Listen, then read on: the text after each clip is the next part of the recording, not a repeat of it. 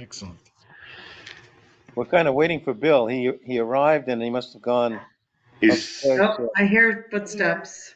Okay, All right. then I'll get the meeting started. Okay.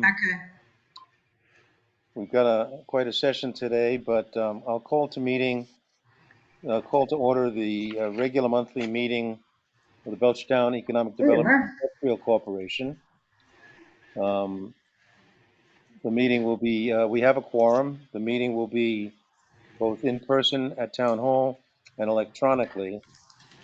Our agenda has been posted, and I also want to announce that if appropriate, the board may move to executive session under Mass General Law, Chapter 30A, Section 2.1, subsection 6 of the Open Meeting Law, to discuss or negotiate terms and conditions of pending proposals or other private matters. The board will not resume the regular meeting at the conclusion of the executive session unless so voted. All votes will be roll call votes for executive session. Okay, so I just want to run down the agenda so everybody has a sense of how it's going to flow. We're going to start out with some introductions of who's on the call quickly around, and then move into minutes and Parcel D. cover the minutes. We'll look at payables and other financial matters, and then we're going to ask for those who are new to our meeting and our process to introduce themselves a little bit more. Okay. We have to change the zoning from What is that? Oh. This noise? that 10-acre piece we got from town. That was loud and clear, Kirk.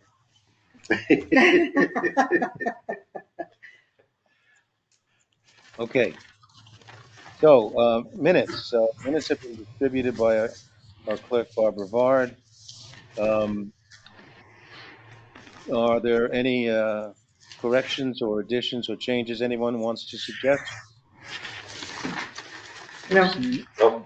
I see none, so we should entertain a motion. Motion to accept. Second. Motion, Kirk seconds. All in favor, say aye or raise your hand. Aye. Looks like 5-0-0.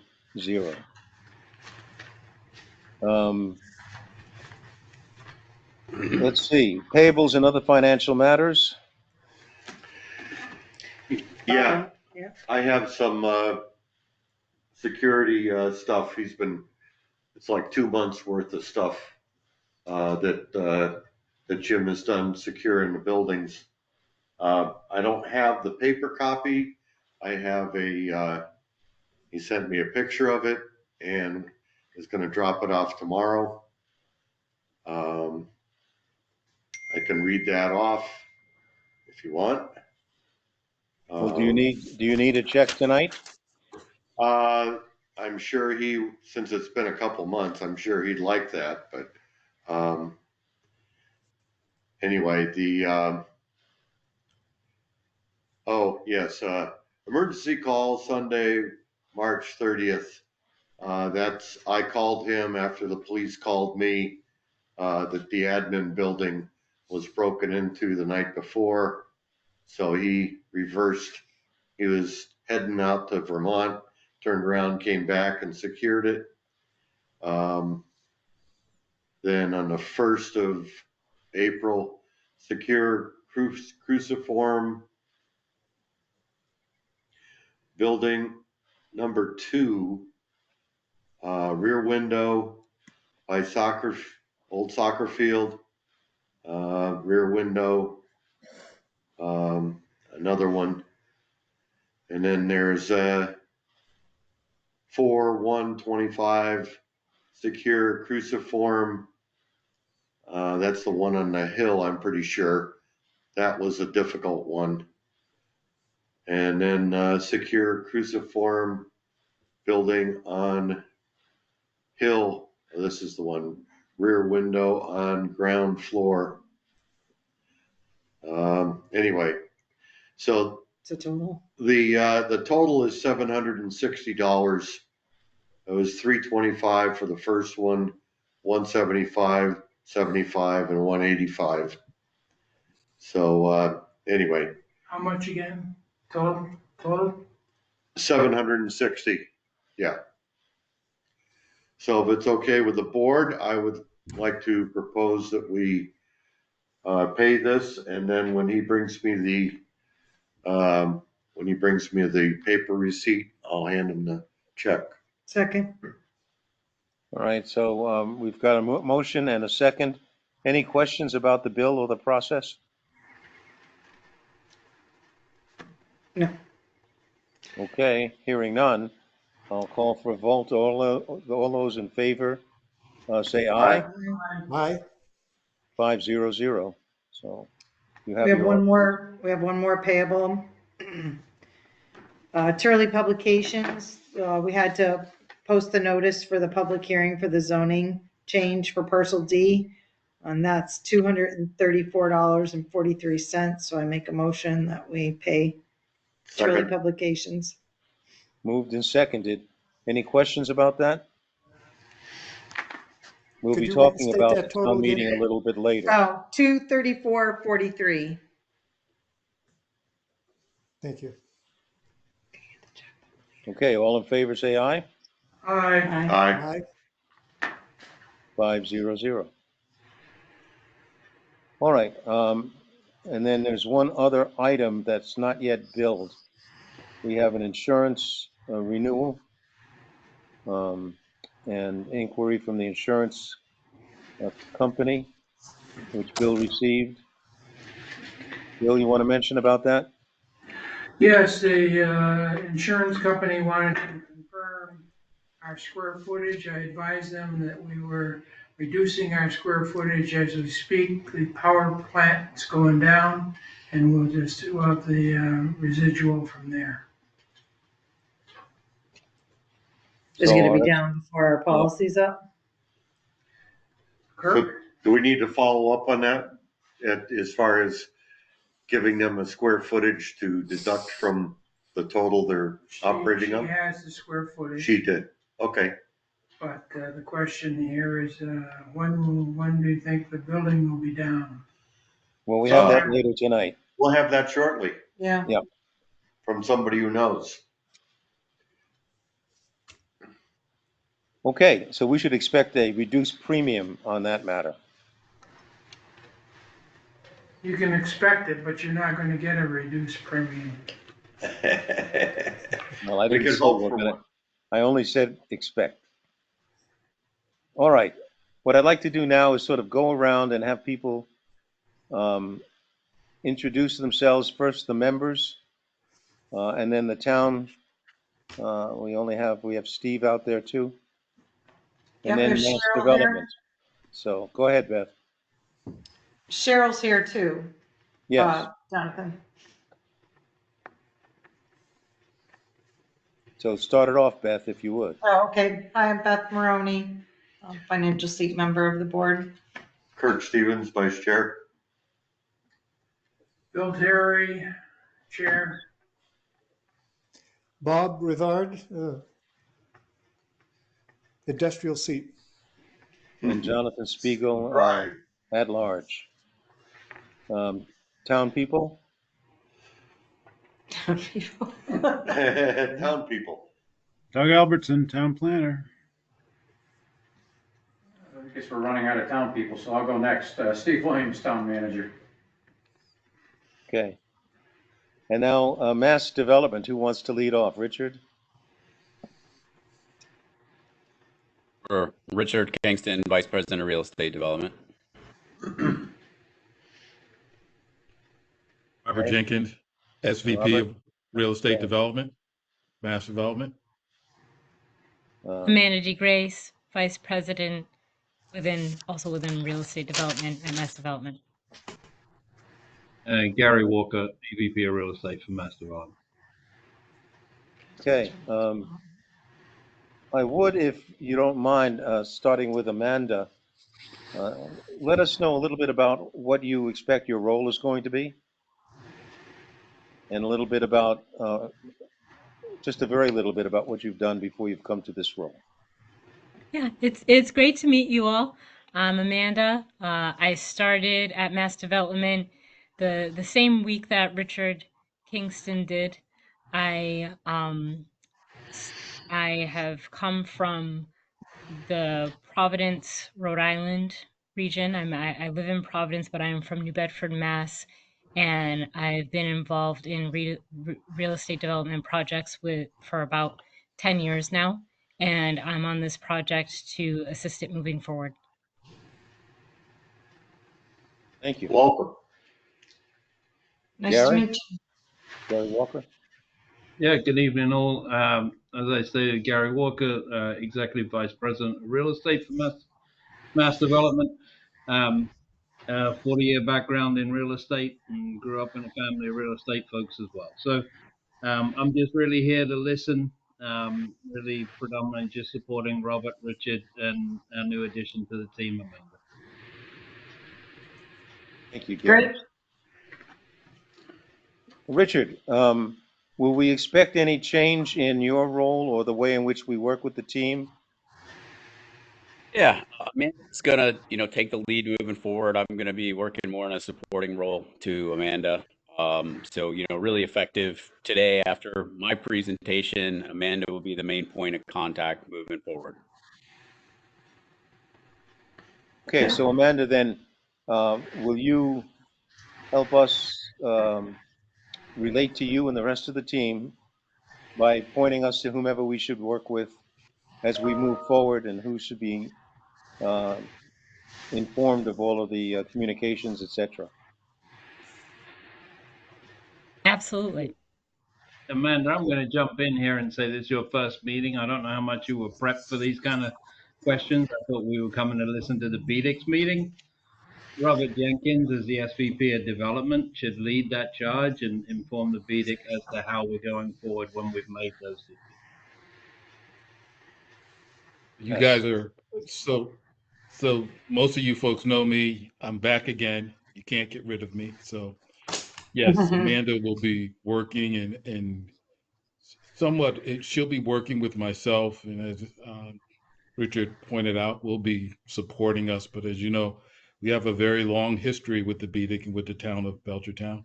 Matter of fact, it was earlier this week or last week we actually met with Doug, Steve, I believe it's Jen from the select board, Yes. and your new hire from the cultural affairs. So we had a very good meeting. So once again, you guys have a lot of activities. There's a lot of investment in Belchertown, in Carriage Grove specifically. So we're looking forward to moving a lot of these activities forward. I guess once we go into executive committee, we'll talk specifically about projects. Some of them. We're going to talk some of them in public, though, I think.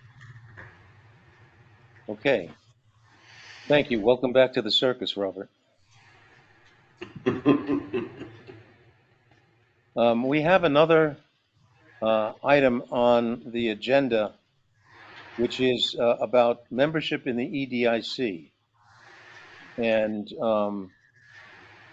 we have 3 members up for renewal, Beth Maroney, Bill Terry, and myself. And in conversations with all of them, I think we're going to inform the select board that at this time we should be renewed for another term at this point. We also have to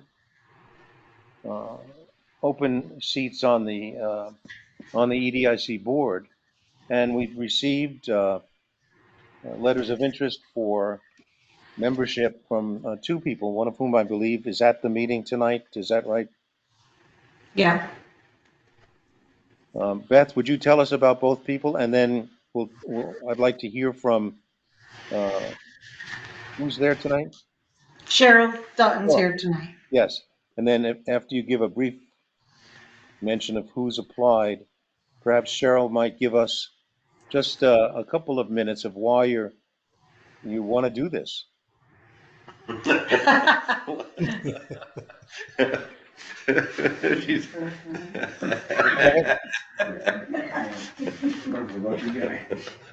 Well, so, it's Cheryl Dutton and Matt Jackson have expressed interest in filling the seat, and seeing as Cheryl's here, we'll let her take the floor and tell us her hopes and dreams for the EDIC. Whatever possessed you. A friend. No, we're very happy. No, we're very happy Yeah. with your interest. Well, Jonathan, you know me. I would think a different name, Darwacky, Amy and Tara with Peter. So I've been involved in real estate for the last 40 years. The past 10, 12 years in property management specifically, out of the sales game. I am the real estate agent that sold the triangle piece of property where Pride is now. I won't get into that, but. That's okay, it's an honest transaction. It was- and it we are was. getting real estate taxes and jobs as we were supposed to. I'm glad you For guys all years. did. I never got paid from that guy. Oh, no. Anyway. Join the list. Big surprise, right? Right. In any case, I was involved in the EDIC in the very first focus groups. I recently retired, so I want to get back involved. I believe that my history and experience in real estate and projects, development and management will be useful.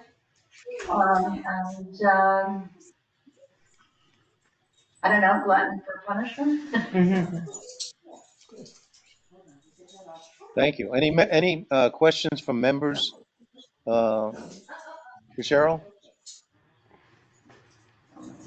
No. Nope. Boy, that's easy.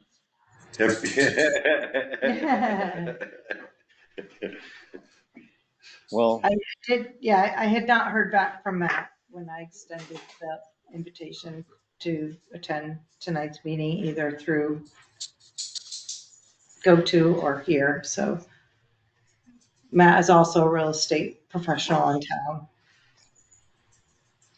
he's an active real estate. Yeah, Yeah, that was the thing that we were talking about. It's just, I did ask him to investigate if there could potentially Would be be a any type of conflict. conflict of interest, so. I have not heard back, but more so for, it's just to understand. and the thing is too, I mean, we don't have any associate members at all. So, there's two people going for the same, it's like, hey, flip a coin. One be a member, one be associate, all help is welcomed. Well, perhaps since Matt wasn't able to make the meeting and introduce himself to us in person, perhaps it's most appropriate tonight to just communicate with the Board of Selectmen and recommend that Cheryl be appointed by them to the EDIC, and wait until we can meet with Matt directly to do that. And also understand about the associate member position, his interest in the actual legality of that. How does that sound? That sounds good. Good. Yep, I agree. So would somebody make a motion to that effect? Here, Hunter, repeat all that. Got So, that?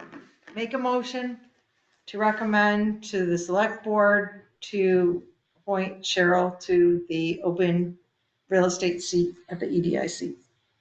Does that sound good? Second, Who seconded? Bill? Thank you, Bill. All right, any further discussion on this? No? Seeing none, all in favor say aye. aye. 500. Welcome on board, Cheryl. You have to wait till I raise my Glutton for hand. punishment. But please stay tonight because Otherwise, you'd have to read Bob's minutes. They're very No, thorough. They're great. They're great. Yeah. Okay, back into the agenda. Thank you. Please don't do it. Town meeting. We've got a town meeting coming up with at least one item relating to the EDIC relative to Parcel D. And without looking at the full Parcel D update right now, I would ask Doug to tell us about our role and what it is that we need to do, if anything, either prior to or at town meeting. Doug, One thing you have to do is pay the Sentinel for the public hearing ad. I was informed sternly by the planning board. This is their application. Got the bill right here. And yeah, other than that, the public hearing will be next Tuesday, the 22nd. So put your shiny suit on and come in and tell the planning board and the public why you need this zone change, which, I've already done, but they need to hear it from you. They'll make a recommendation to town meeting. It goes to town meeting, and when it comes up at town meeting, one or many of you should explain what it is. And I'll be there to bail you out, but I think you can quite handle it very well. Okay. And It's a say a simple little bit one. about the zone change and why. I'm not sure it's thoroughly Yeah, explained. just say, what is this zone change and why are we doing this? And then you can just kind of explain the whole thing. We have this land that we're ready to develop for local businesses, and part of it's a slope that can't be built, and part of it's a brook that can't be built. And so here's a town-owned chunk of land that's somewhat level and we can use and add value to it. Okay. Okay. And I think we may see that later, actually on a map as part of the update. But can someone identify their availability to go on April 22nd to the planning board hearing? I can go. Okay, Kirk. That's great. 7 o'clock. All right. We're going to be in the auditorium because our meeting room, the one you're in, has been usurped by some other board. Oh. Okay. What time is it, Doug? 7 o'clock. 7 p.m., Kirk. Okay. Thank you, Kirk. So, Steve, or Doug, are there any other matters before town meeting that the EDIC should focus on, participate in, present to, etc.?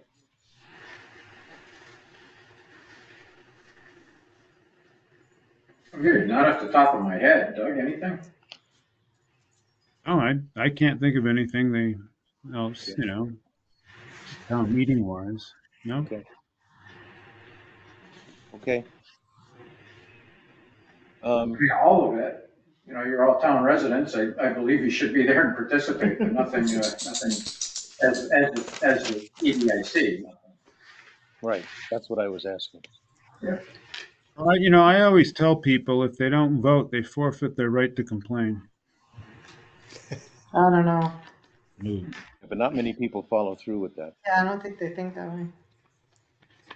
Okay. And the date of town meeting? May 31st, 8:30 a.m. in the high school gymnasium. No, it's late. 8:30 the special. 8:30 a.m. 8:30 is the special, 9 o'clock is the annual. May. Oh, it's morning? Yes. What's this, a Saturday? Yes, Oh, Yeah. 9 o'clock in the morning. 8:30 and 9 o'clock. Thank you, Steve. Okay, so let's get into the meat of it and begin with Parcel D. Since we've started this is one of the main projects of the town, the EDIC working on with grant from Mass Development. And Kirk is the project leader on this. So we've sent around a a brief summary of progress to date on the Parcel D that we got from the funding manager, Amanda Newmiller. That's been circulated, Kirk, but would you give us a rundown? Sure. Now that we have two Amandas on board. Yeah. Yes, right. She contacted Ty and Bond and put together this for me to bring to the board. Work complete to date, site survey, wetlands delineation, geotechnical investigation, phase 1 environmental site assessment, site concept layouts 2, which they brought to us and we talked about at length, and stakeholder meeting. That was with us. A summary of the findings of these site investigation activities is attached, which was mini maps and all. The above noted documents have been provided via email and electronic folder sharing previously, but happy to send them if I need a copy. After previous meeting, I did hear from a couple folks and provided them folder access or provided the documents via email. As a reminder, the folder can be found here, blah, blah, blah. The work remaining, final conceptual layout. Ty and Bond has begun updating the documents based on the feedback received from members of the BRISA, town staff, select board, and water district. Additional coordination with the DPW and conservation is underway to ensure any additional feedback from these parties is incorporated prior to finalizing the layouts. Ty and Bond will provide BRISA with a memorandum summarizing the work completed and the anticipated permits, including a narrative on strategy and sequencing. The remaining scope items are expected to be complete by May 15th, well ahead of our contract deadline of June 30th. So there you have it. There's the update. So any questions, anybody? How are we doing at communicating with the grant people that we got the money from to do this? I do not know. That's how Mass Development's handling that. I have no idea. I know That's Amanda Newmiller. has Couldn't been hear the really question. focused on that. She's been doing a great job managing this with Claire on that team. So I don't really have any concerns on the the funding side, but we can follow up with her when she returns after the Easter break. Okay. Anybody else? Questions or anything? This is a long-standing project of the EDIC, and we try to figure out best use for that parcel for a very long time. Tried a lot of different things. Sold off a couple of slices of it. And I don't know, 10, 12 years ago, we even had a site plan for it. Subdivide it. Yeah. But this will take us quite a bit further along the road. This is great. I'm wondering, Kirk, if it's not possible for you to find out who in the town can help put this information and the maps into a subsection of our site on the town website. See if there's somebody who can just take the information and get it up properly, and then with your review, manipulate it so that it's correct. So you don't have to do the actual posting of it, but to get it up there, we've wanted to have more information available to the town. And this is really a nice body of information that's pretty well, it's compact. Well, all I'll need is a name and a number, and I'll follow up on it. Okay, maybe you can check with Steve tonight. I believe I can harass them. Sure. Wake Shoot me them an up. email and I'll put you in touch with the right people. Thank you, sir. You'll have his people call your people. My people call your people. I do want to say that mass development has really been right on top of this one and moving it right along, facilitating all the stages, and also showing a wonderful flexibility as we got into it to understand what it really needed. So this one's really an excellent example of how to do this kind of partnership and do it quickly and do it right. So I just want to mention that.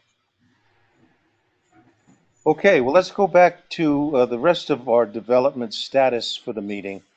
And Richard, are you going to lead that portion, the stuff you reviewed on outside of Parcel D? Absolutely. So I appreciate it. I think just a general update first. I mean, I think that, I'm not sure that folks are familiar with our business development side with mass development, but we had a meeting with Karen Carswell, who's the vice president of business development for the western region of Massachusetts. And and again, in hindsight, I apologize. I didn't invite anyone from the BDIC, but we had several members of the town there, and I think mostly it was just introductions because Karen's doing a lot of work in the county and several surrounding areas on working with businesses that are looking to grow and looking to develop, and other folks that are looking to come into Massachusetts for opportunities. And I thought it'd be a good point just to do some introductions and connect with Doug and Steve, with Karen, and the rest of Steve's team to really open some dialogue on opportunities and really take the information that Karen has developed through her experience here and share that, as best practices of what's happening in some of the other communities around Belchertown as a whole. So it was a really productive meeting. I know Karen will be following up with Steve and Doug very soon on some ideas, and maybe be a good idea to have a representative from the BDIC to be involved in those calls going forward too. And again, it wasn't intentional. I just missed an opportunity there to include somebody. But I mean, good things to come from that conversation, and we hope in a more solidified partnership going forward. On the projects as a whole, you've seen the work happening at this point. The power plant as of today is right around 95% complete in the remediation stage. They received, I think, partial sign off today from on the abatement work. And the demo work will, soon be started right behind there. They're looking to mobilize as soon as the sign off's done. So looking to take down the stack the week of May 5th, between May 5th and May 12th. And they'll continue the demolition until it's complete around, mid to late June.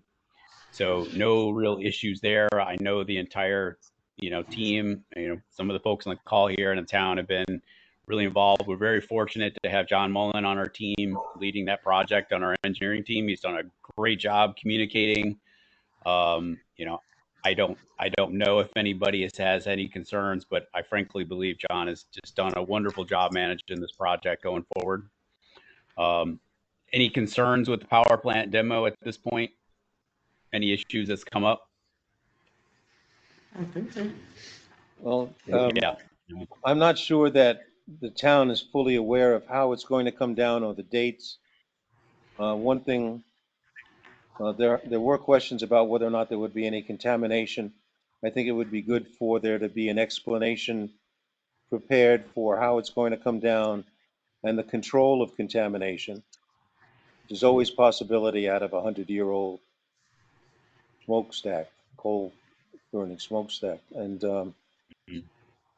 the other side of that, Richard, was we thought there might be some need for management of onlookers and control around the site because of that. As you know, we do have uninvited visitors across the property from time to time. Kirk talked about that this evening. Get a sense of this is in addition, this particular landmark visible from the top of the Mount Holyoke Range all the way as far as the Connecticut River, has been in the town and a certain kind of symbol of the town for so long that a lot of people will want to, I would imagine, observe what's going on and we need to understand how to control what to tell people to do in terms of being able to be there and look at it. Sure. Carriage Drive is not really designed for parking. And Sir, we should have a plan. Steve would want to have a plan also for, with the police department, etc. Just to understand what is possible and what should not be permitted. is there concerns now? I mean, I think originally we laid out the perimeter fence just for that purpose. Are there concerns that the perimeter fence location now is not sufficient? I have no idea. I'm not an engineer and I've never taken down a smokestack. Probably not. I think at this point, what's probably going to happen is, obviously, the curb in Carriage Drive that has the low wooden guardrails, if you will, around there. I think that's going to be, as far as people along there, obviously, don't go past that. But as far as coming in on the sides, I think it would be great if the demo company could extend that, some of the fencing you're referring to, out to that, at least back to the trees or something like that. I think that's probably about the only thing you can do. And there shouldn't be anybody prowling around where they're parking now. Yeah, so let me talk to John. I mean, he's on site quite often. I know he'll work with American Environmental to see if there's, and just most importantly, to get something in writing so everyone understands the expectation of what's going to happen. And to satisfy your question, Jonathan, about are we concerned? I mean, I don't think there was any elements of hazard within the smokestack itself to be concerned. But let the experts answer that and get you something back in writing, and then I'll have John work with American Environmental and say, do we have the scenario to control, the looky-loos on this, and to make sure everyone's safe. So we get a couple days, and I know Amanda will be circling back with you with some answers. Okay, that's good. I would like, if possible, for you to set up a meeting with Steve and the police chief, so that we can help the public and help the departments understand how to approach this. Okay? Also, Richard, isn't John out there most of the time anyway, or there are a couple of days he's out at the site? Yeah, he's there every week. So we'll. I know he's been working with some folks in Steve's office. So yeah, we'll make sure we get a safe plan in place, Jonathan. Good. And then Amanda, we can, once we get some of that clarified, because we're only 3 weeks away, possibly from the start of the demolition of the smokestack and the rest of the building. It'd be good to get a little story out. So if we know enough, maybe we can get some help with the Sentinel, at least explaining to the public what's happening next and how they might act around that site, that activity, or not. I don't know, Jonathan, and Steve, you might know this. I mean, I know John's been working with Kate, keeping her posted on, the marketing and media side. I'm not sure if more information is needed. I know there was talk about Kate getting some footage. But, I think we just kind of look at it as, we're trying to provide as many updates and schedules. I mean, that smokestack is going to come down in a day. It's not going to come down in a week. So, it's going to come down very quickly. And, I don't know how much I would advertise out to the public that it's coming down. Yeah, I don't think you want to advertise that. I don't think we should be making people more aware of it. Yeah, and to follow up on that, I don't anticipate a large crowd. We're not raising the stack with explosives like we would do in the past. This is coming down with a crane in pieces, and it's not really it's going to be like not that watching a exciting. restaurant. Yeah. Yeah. People may drive there's no by. explosion. there's not a lot to see. Yeah, I don't Your think it's that big of an environmental attraction. monitoring professionals, your LSPs and, what have you from Ty and Bond are going to be monitoring the air quality. Well, I think that's all good points. Yeah. Really, And I what's think most- it's been behind a fence for a while, and there hasn't really been any questions, right? You haven't really had people calling. Right. So, I mean, people know something's going on there, and I don't think there's been that much I mean, scuttlebutt I about think it. having the police department involved so that if people are trying to park just to take pictures or whatever, they park on the cul-de-sac, the new cul-de-sac, and there's plenty of room there for them to park and view from. I think it's manageable. Yeah.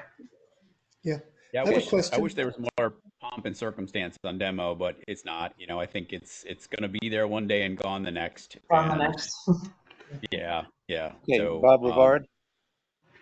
Yeah, I have a question. Is this a demolition that involves explosives, or is this a heavy No, plow? he just said that. No, Steve just said no explosives. No explosives. Okay. it's going to be a crane and a backhoe, and yeah, again, it's going to be very anticlimactic. Yeah.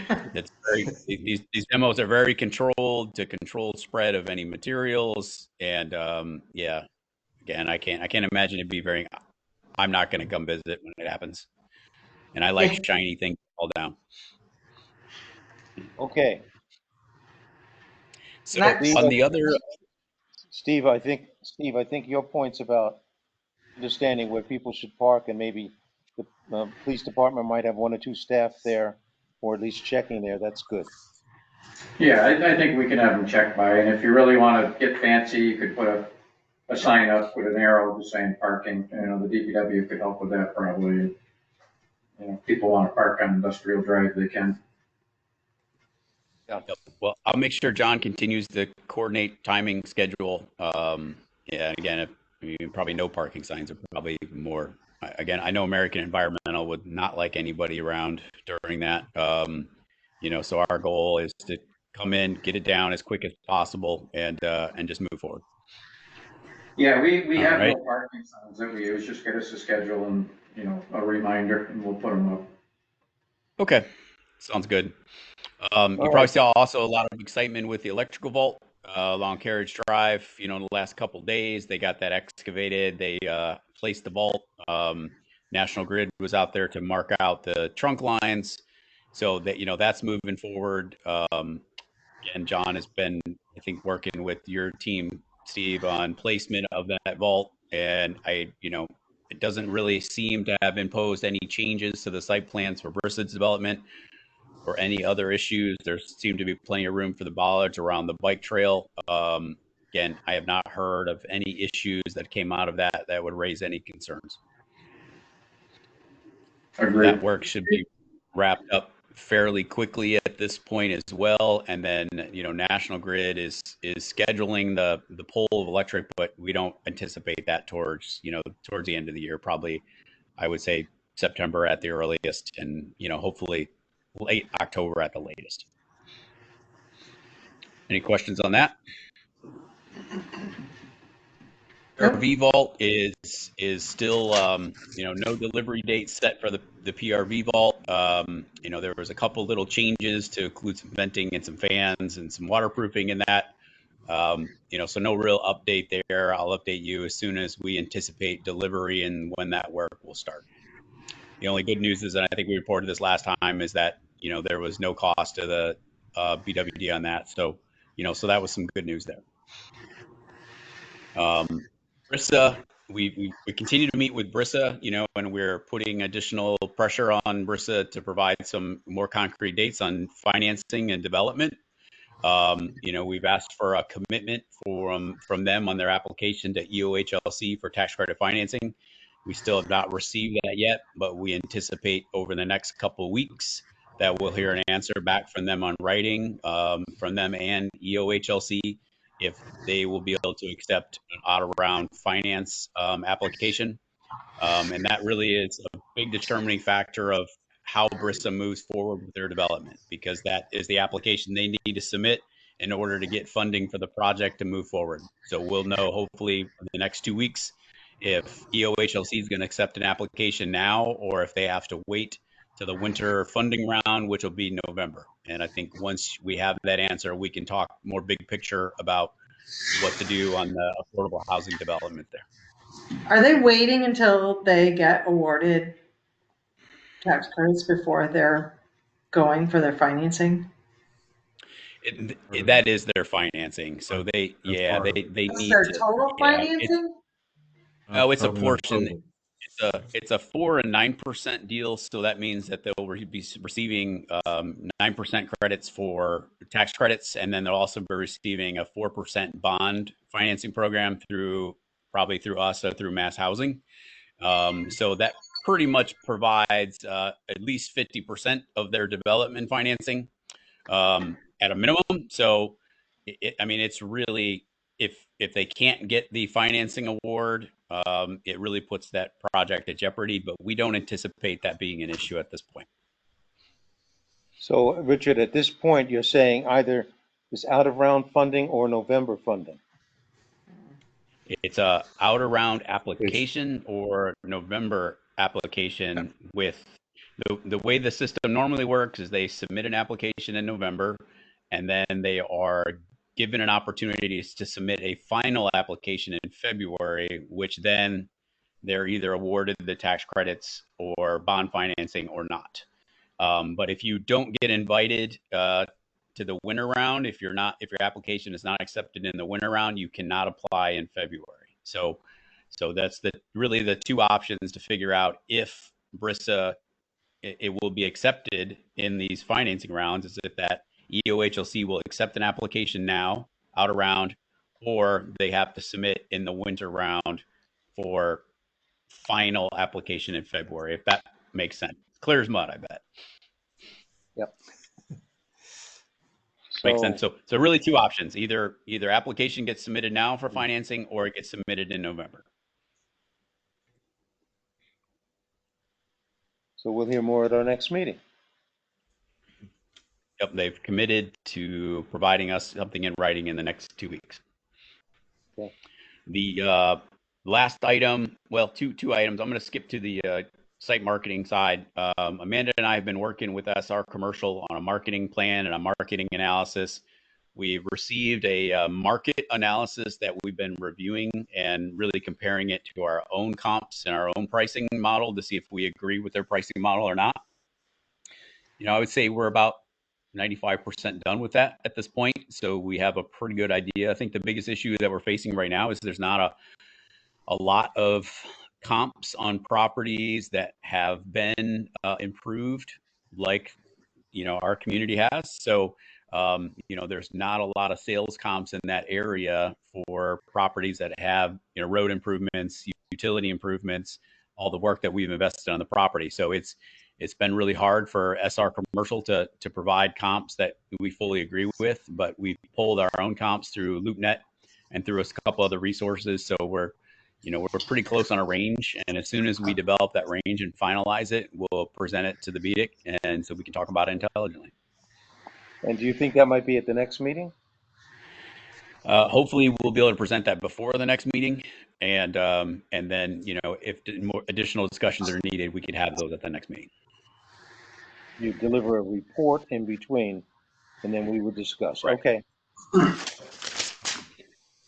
Currently, there's no real leads for sales at this point. I think they are really aggressively marketing Parcel F at this point, and the industrial parcels with a couple new and fresh ideas that either looking for food manufacturers or light industrial leasing. We've reached out to a couple developers that develop flex space warehouse buildings for lease already.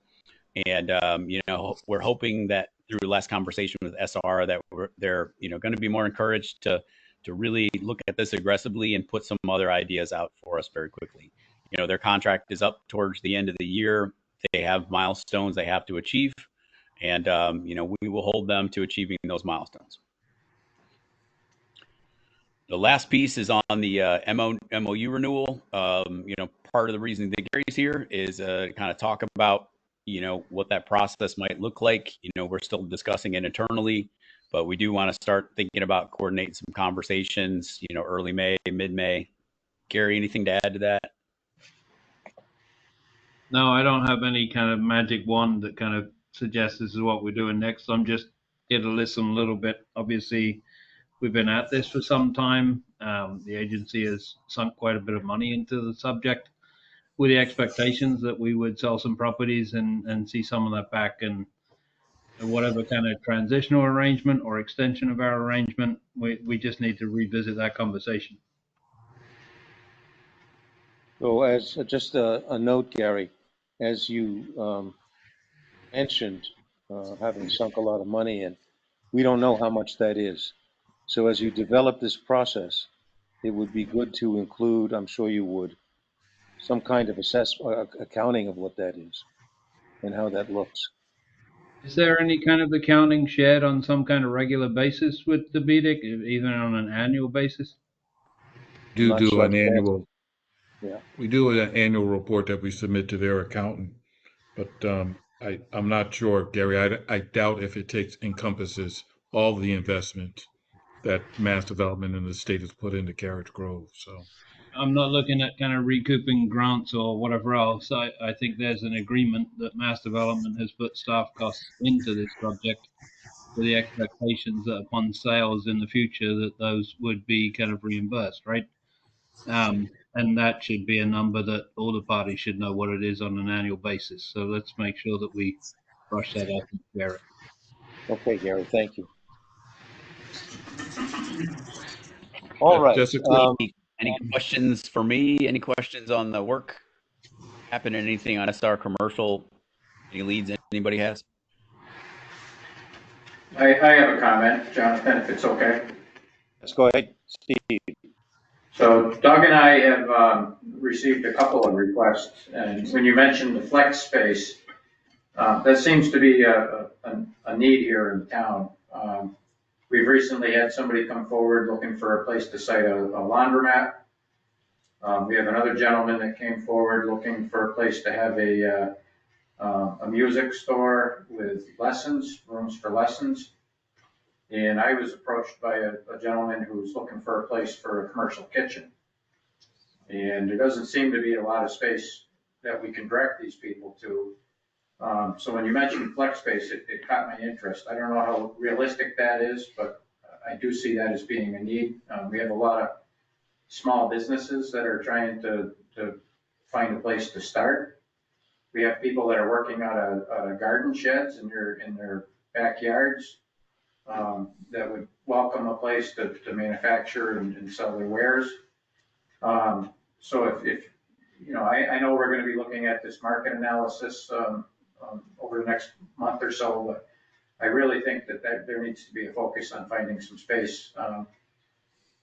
And maybe, we start looking at some of those existing buildings, maybe the administration building, if BRISA is going to be delayed.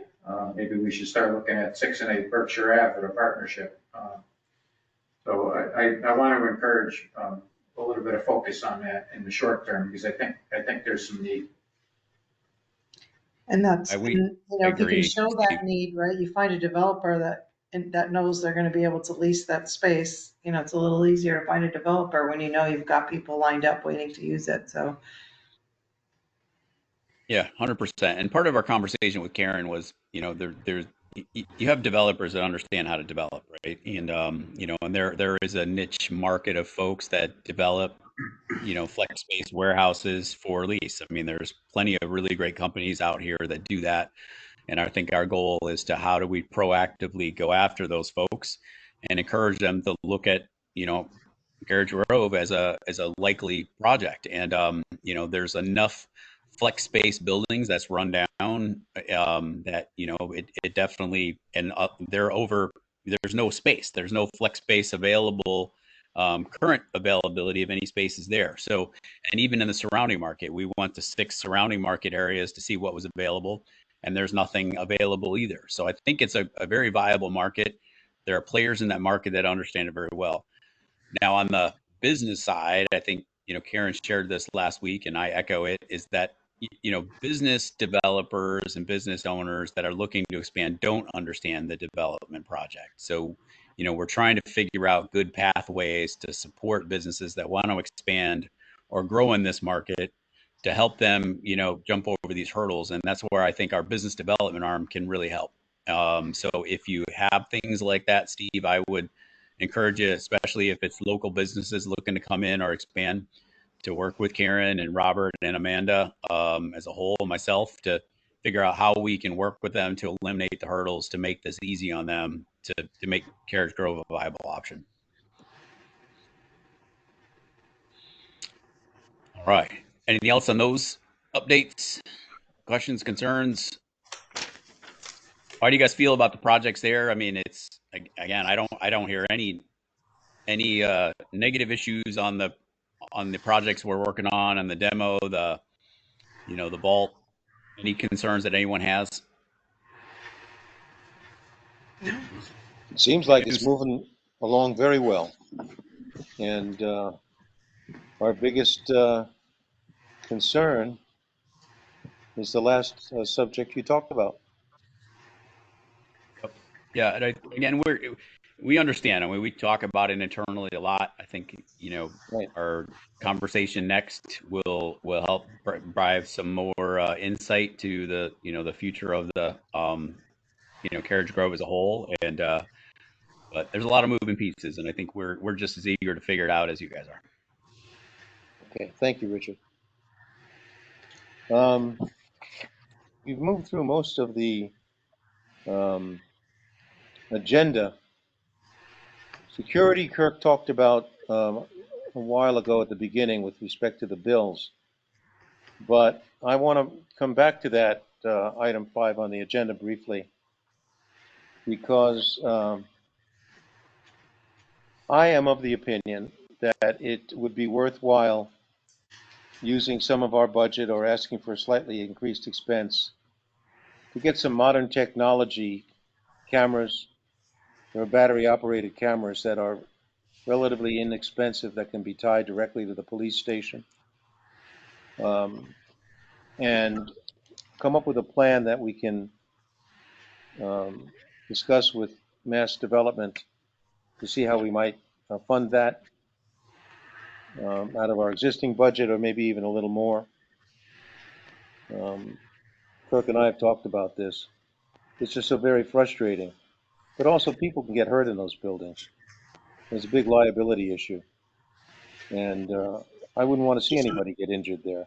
This has certainly been an ongoing issue, but it was certainly brought up with the recent break-in to the admin building, which the problem is, I recall, was electrifying and being able to transmit to the police station. However, if we do something around the admin building being the closest to the police station, I think that might be doable.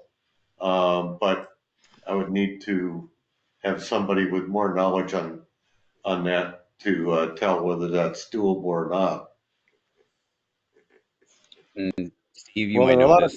There are a number of commercial providers who do it in residential settings and other places.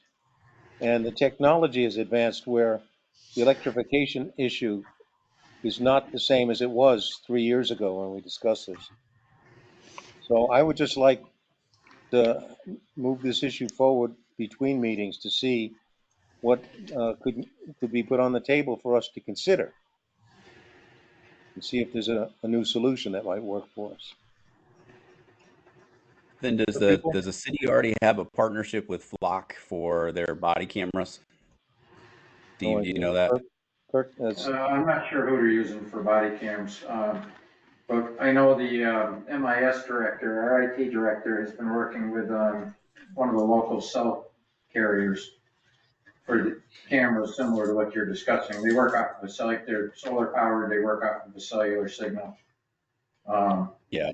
He said they're like $800 a year. not a terrible expense. Yeah, Flock does that, where it's all self-contained, works on cell, transmits directly to the police department. If you're already not using Flock for body cam, that might be a good alternative to look at. How much are avocados? Ask again? Who said that? Sounds like it came from the background. I know. Okay. Yeah. Yeah, I think there's options out there. If it's something you want to pursue, we can maybe coordinate with what we're looking at with the IT director, because my understanding is those will transmit directly to the police department too. Okay. I would undertake to do that coordination, just so that we can get some ideas on the table and find out what's going on, and also the magnitude of cost and what the alternatives might be. Shoot me Steve? an email, I'll put you in touch with the right people. Okay, thank you. I'm sure you will.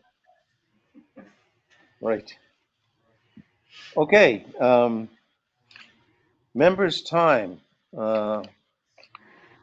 Let's see. Steve came to us with a request from the fire marshal for training, a training program they're going to conduct, and would like to be able to use the area. Steve, you want to tell us about that? Yeah, I forget the dates, Jonathan, but the fire chief is going to be doing some pump training. So they're looking for a place where they can set up their engine, spray some water, foam, those kinds of things. So they were looking at the cul-de-sac and Industrial Drive. It's out of the way in a relatively flat area. So they would, control traffic, block the road off, and conduct their training there. And they burn a couple of the buildings They down? were just out there yesterday, the day before, and I pulled in there and had a talk with them. So, and they'd already just sprayed some foam. He said, yeah, just dish liquid. And said, yeah, over here would be fine. Where the 3 cruciforms are still in the back on the east part of Carriage Drive. So they'll be quite a ways off. And yeah, I don't see any problem with that. It's okay with me. The town self insures and does have activities on the property on a regular basis. So it seems okay. So if everybody, We're all set. yeah. So Steve, would you let the chief know that we're okay with that, and just give us the date? Sure. Thank you. Another item that I had was a comment from Doug, a question about delineating wetlands. Doug, do you want to put that on the table? I do. Yeah, the parcel on State Street next to Krispies. I think you need to get the wetland delineated to find out what, if anything, you have for a building area on that site. I'm trying to get the whole Lake Wallace conservation restriction settled, and we could do that on the Lake Wallace parcel, but the trail goes through this parcel as well, and we'd like to be able to figure out how to make sure that is covered by the conservation easement, and so that it's not your responsibility or whoever buys that property. So I urge you to get somebody out there who can put up some flags and talk to the Conservation Commission. Any suggestions on who might do that? The woman that I have used recently for that does a lot of that in town, Heather Comey. I could reach out to her with an email to see if she's interested, and ask her to take a look at it and give us a price. Yeah, it should be fairly simple. Right. Okay, Kirk, thank you. All right. Richard, there was another question which I'm not sure we would handle in this venue, relating to the development of the properties and utilities, certain utilities. I mentioned this to Bill. I'm not sure that we would need an executive session for that. We both felt that we might be able to discuss the topic, but I want to sort of, since you and I have not talked about in full depth, sort of defer to your sense of why we might, the rationale for going to an executive session on that. I Richard. think it, due to negotiations and sale of some of the parcels of land, I think it'd be better handled in executive session. It's about. Okay. Get him, Bob. Get him. So we would label this to discuss negotiations on certain parcels. Is that right, Richard? Yes, correct. Yep. Okay, and you're prepared to give us some information and lead a discussion on that? We'll get us started. Yes, absolutely. Okay, members, I don't know that that's going to take a long time, but I have an additional portal set up for an executive session. Although I don't notice anybody else on right now who ought not to be. So just to make things easy, we could continue. This is not being broadcast, I don't think, is it? Not that I know of. I don't see Nobody's here. BCTV. No. So I should excuse how do myself. members feel about just continuing in this format? Yes. Yes. Yes. It's going to take Yes. 10 Okay, minutes. but we could use this portal to just open an executive session for that purpose. Are you gonna shut off the recording? Jonathan's the lead, so you're not recording it? I am, but that's me. Okay. That's for Bob's purpose. That's okay Okay. Then I think we're good. for us to do that. All right, so then I will move that the board move to executive session. Pardon? Jonathan, I Yes. have one thing to add. We didn't get the members' time past you. Please go ahead. I'm sorry. Just before we go into exec session, I met with Roland DeWitt and the guy that's doing the trails, because there was issues through the trail in back of G building, and then what we had encountered late in the fall, the trail had gone awry a bit. So we went out there to have a discussion. So they worked it out as far as the elevations that were problematic. And then it came to the field, of which we own about, say, 2/3 of an acre east of the trail. And I just said, at this point, it's not going to get mown. Roland, can you mow this and all that type of thing? And Linda LeDuc was with us, and she came up with a great idea. Pollinators.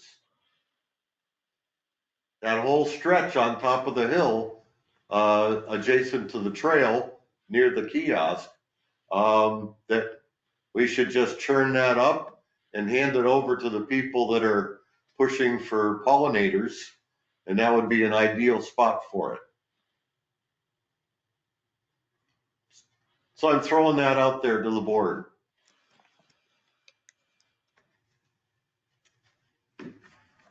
Okay. You good? It seems like a perfect idea. What? You have nothing against bugs?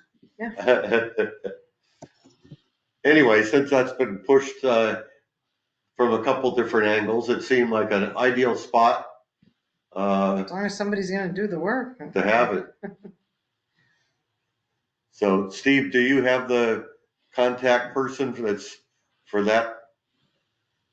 I think Nesby has it. Yes. So if I get the approval from the board to go ahead with that, I could bring them out there and see what they think. Do you need a motion for that? I would think Do we so. need to vote on that? Let me suggest, Kirk, that they come to the next meeting and have a little map that shows it and talk about what does it mean to have a pollinator patch and who's going to take care of it. And we could vote, but they're not going to do that this week. Okay, And we can vote on it next it'll meeting. take them a while to put it together, and I would imagine, Yeah. the planting is going to want to happen in May. Well, we need in there. We're losing you, Jonathan. I said Your we sound. meet in May, so.